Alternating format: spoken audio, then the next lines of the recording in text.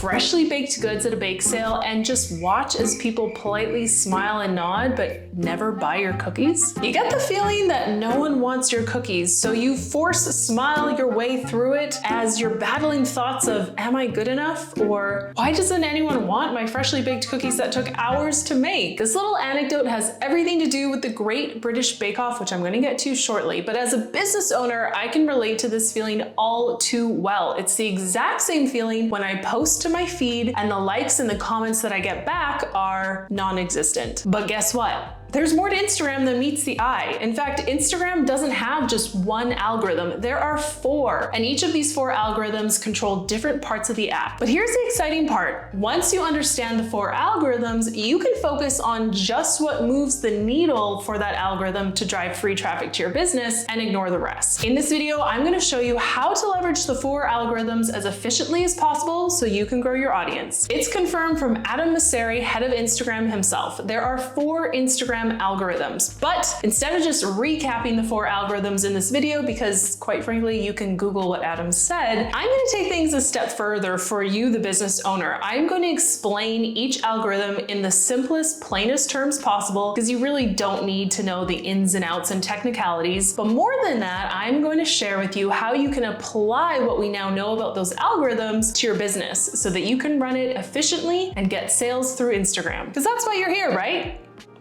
First up is the stories algorithm, and here's how it works. Do you have a history of viewing an account's stories? And do you have a history of DMing with that account? Then you're gonna see that account's stories more than other accounts that you follow. It's that simple. Algorithms really aren't that complex, but easy for me to say, I'm not building one. So knowing that the stories algorithm thrives off of there being a history of you viewing their stories and DMing with that account, how do you apply this to your business? Well, you gotta get proactive. And this is actually where most business owners drop the ball, but I'm gonna get more into that later. What I mean by getting proactive is find your ideal customers and clients on Instagram. Go ahead and follow them, then view their stories, reply to their stories, send them a message. The more you can engage with them through their stories, the more likely they're going to check you out and follow you back. That is the key. They need to follow you back because then that allows them to start viewing your stories. That allows them to continue to DM with you. So once you've created that relationship, that new follower is more likely to see your stories than anyone else that's following. Moving on to the feed algorithm, one of the original algorithms on Instagram. How does this one work? Well, it's pretty simple. You are going to see the top posts from accounts that you follow in your feed, and you're also going to see suggested content. Instagram suggests content based on how likely it is that you are to engage with that post, tap on that post, tap on that profile, or spend time on that post. So how does this apply to a business owner? Well, it's time to step up your content game because you need top content that's going to make it into the feed of the people who are following you. It's that simple and that hard. Now, the simplest way you can step up your content game today is to look at the next algorithm that I'm just about to get into and look at what's performing best there. And then you're going to see how you can adapt that type of content to your niche, your industry,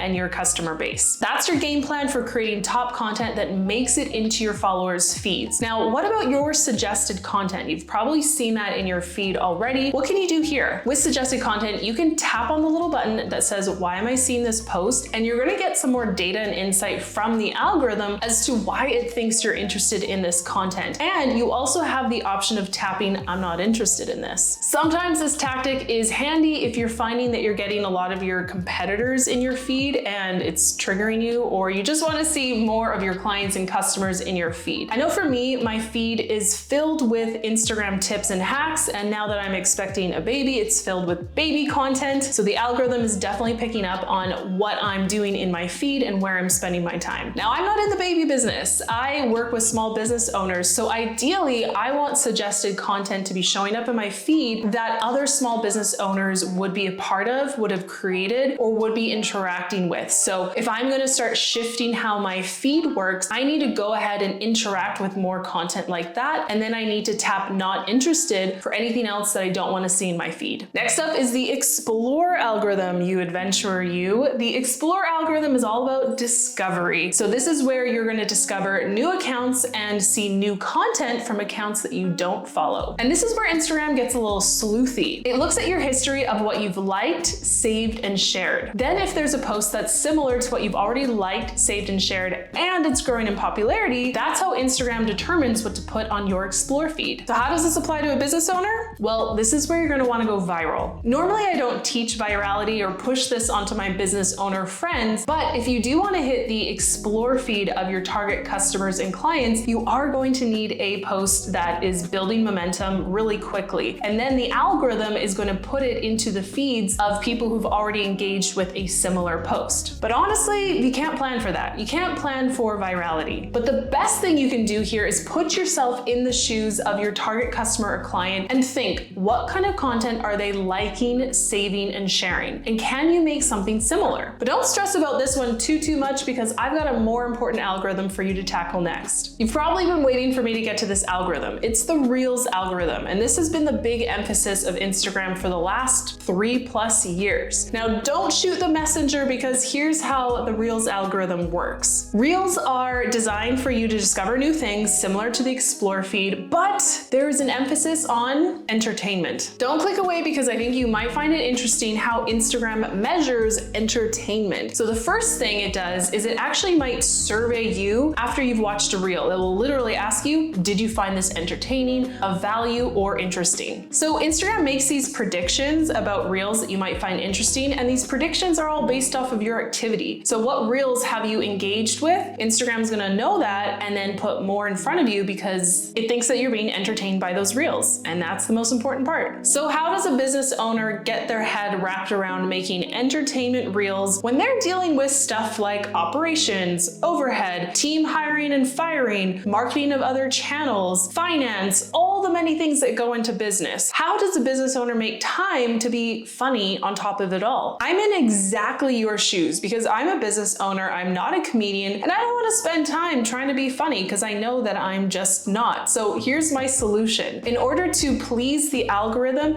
and serve my business, I've come up with this term. I probably didn't make it up, but I use it to explain this concept of creating infotaining reels. So these are reels that combine both education and entertainment. What's infotainment, you ask? Well, think of the Great British Bake Off. This is a baking competition show where amateur bakers are given a set of challenges, and we as viewers get to sit back and see how they fare. At the same time, we get to see some delicious desserts, and we get to learn some baking tips along the way. So there you have it. You've got the entertainment factor with the amateur bakers, then you have the education with all the tips.